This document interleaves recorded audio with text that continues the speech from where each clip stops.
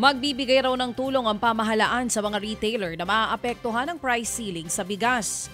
Bibigyan ng tulong pinansyal ang mga retailer sa palengke at mga sari-sari store. Magkakaroon din ng programang pautang, suporta sa pagbiyahe ng bigas at paghanap ng alternative marketing linkages kagaya ng Kadiwa. Binubuo na raw ng Department of Trade and Industry ang listahan ng mga rice retailer. Kinakalkula nila ang posibleng lugi na magiging basihan ng ayuda at tulong na ipaabot ng kagawaran. Magkakaroon din ng livelihood assistance sa ilalim ng Sustainable Livelihood Program ng DSWD para sa maliliit na rice retailer.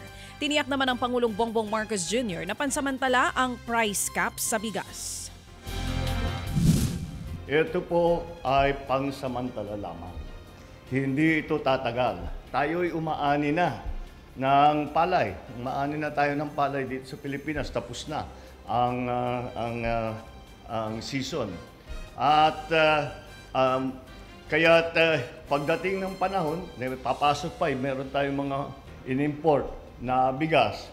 Sabay-sabay na papasok yan.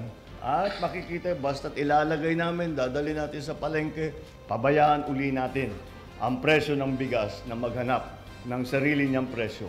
Ted Filon at DJ Chacha ngayon nasa Radyo 5 92.3 News FM Monday to Friday 6 to 10 a.m.